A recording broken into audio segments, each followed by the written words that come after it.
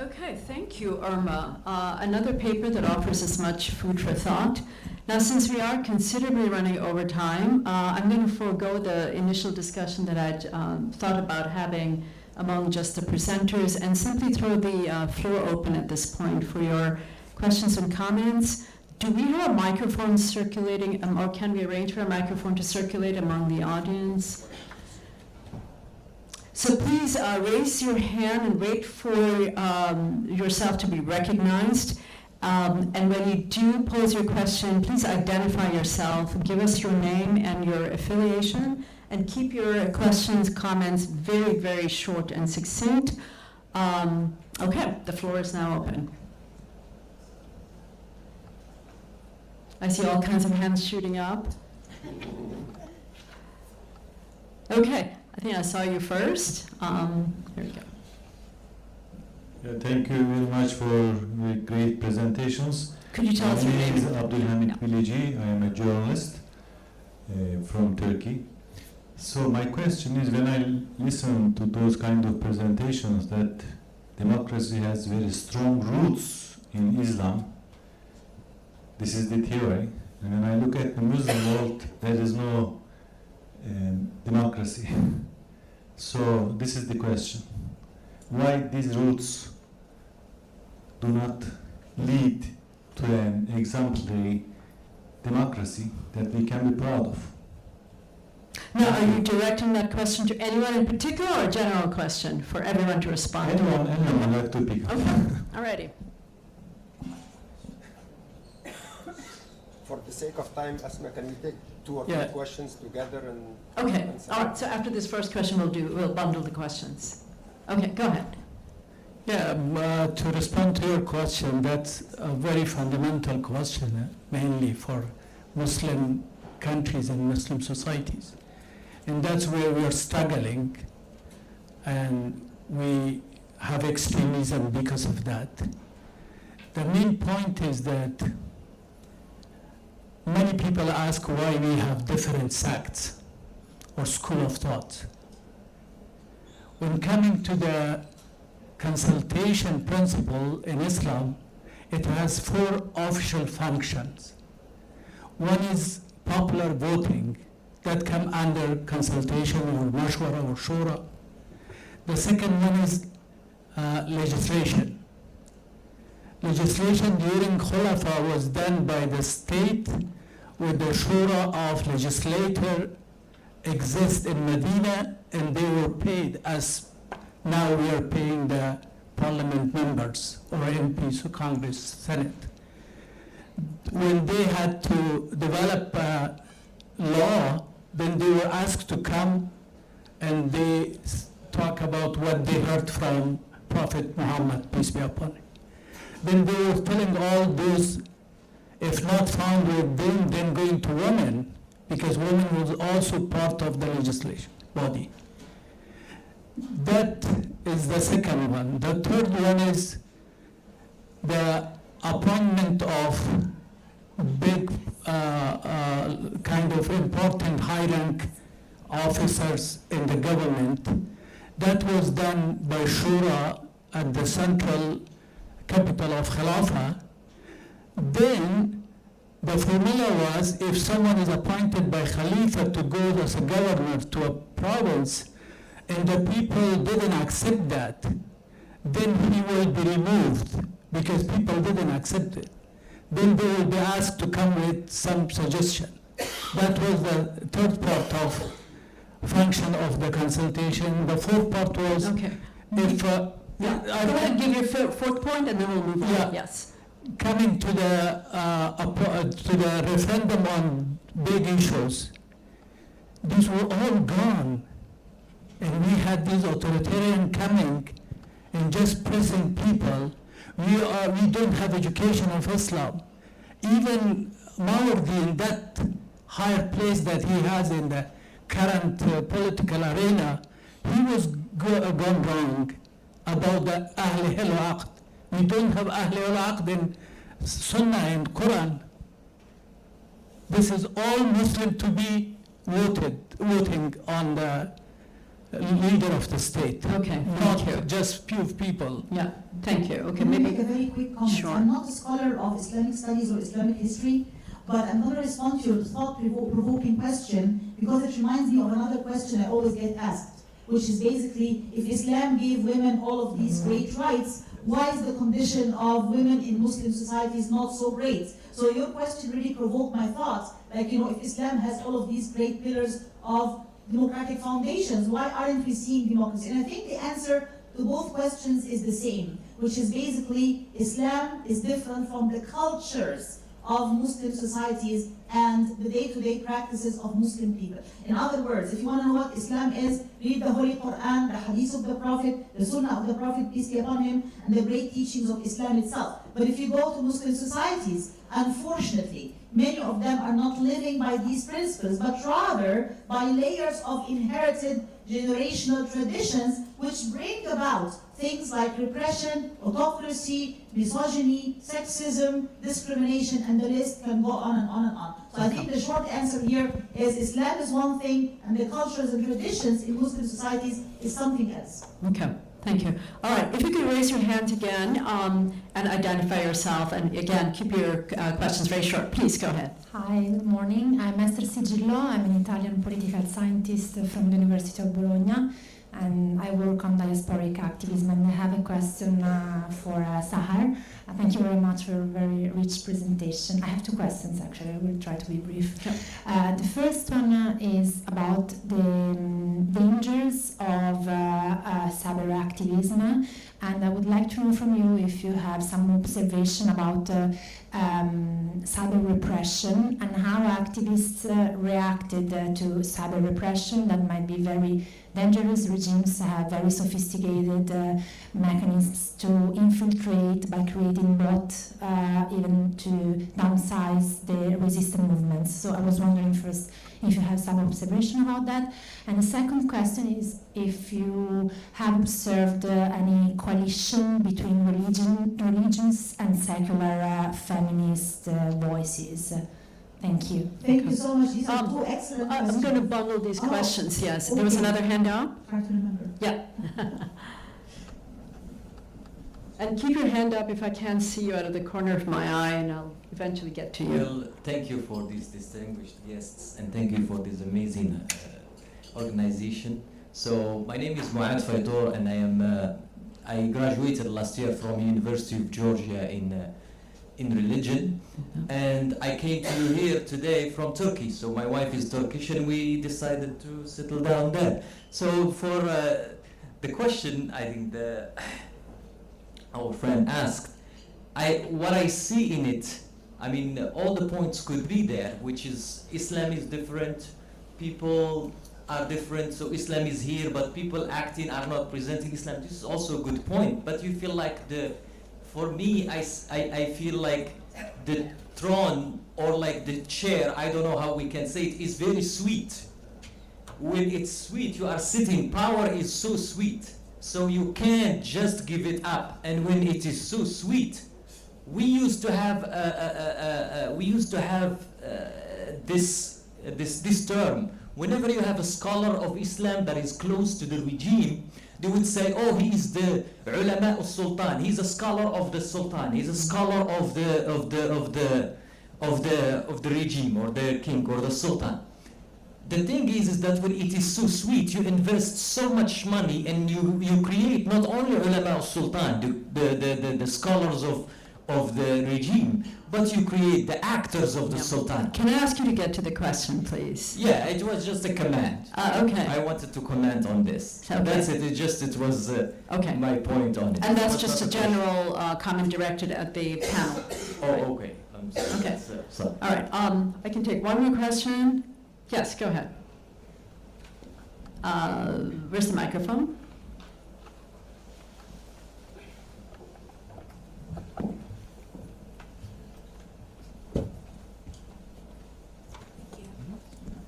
Hi panel, my name is Jillian George and I'm an intern at the Institute for Global Engagement and I'm a student at Pepperdine University. And this is a question for the panel, but it's a quote from what Mr. John Thomas Penna said. It says, "Get it to the kids before the TikTok theologians do."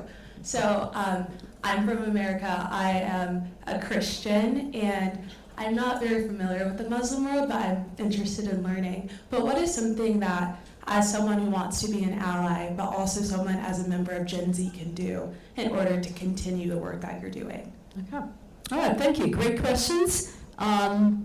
You can respond in any order as you please. I'll respond quickly to the young lady. What's your name again? Esther? Thank you so much. These are two excellent questions. I'll respond before I forget them, please. Okay. The first one was about digital authoritarianism, right? So with the reversals in democratization we have been witnessing in the Arab/Muslim world, lately we talked about that in the presentation, definitely a new wave of digital authoritarianism is also very much alive and well. And it's taking very severe forms, whether it is blocking, sabotaging, online harassment, turning off the internet, completely shutting down the internet, or shutting down certain websites. The list can go on and on. In some severe cases, you can even get the IP address of a certain activist or online dissident and go after this person, locate their location, arrest them, or kill them. So there have been very, very severe examples. And in the case of women in particular, there is the additional layer of doxing, trolling, character assassination, reputation assassination, shaming, and nailing, because they know that this kind of tactics are especially more hurtful and more impactful for women, especially in the Arab/Muslim world in particular. Now, does that mean that these activists are doing nothing about it? Of course not. They're finding new ways and tactics to try to circumvent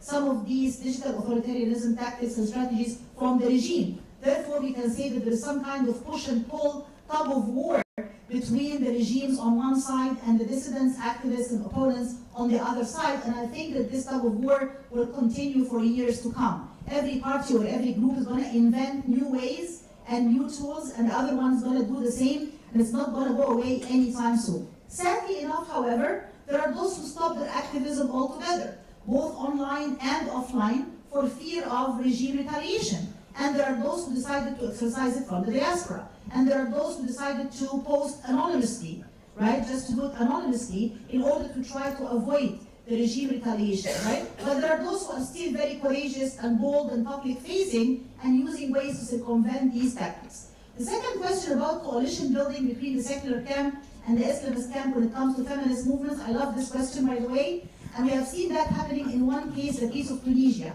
which really explains why the women's movement in Tunisia has been a lot stronger and more vital than many other Arab countries. I'm sure Dr. Radwan is going to love that so much when I say that, but it's also the reality, right? Tunisia had this kind of groundbreaking laws and regulations that were mimicked and imitated by other countries, right? Trying, for example, to give women more rights and define, gender violence as a societal issue. It's not a domestic issue. It's a societal issue, politically, economically, socially. We have to address issues of violence against women. That was possible because of two reasons. The high level of education in Tunisia, women are at the bench.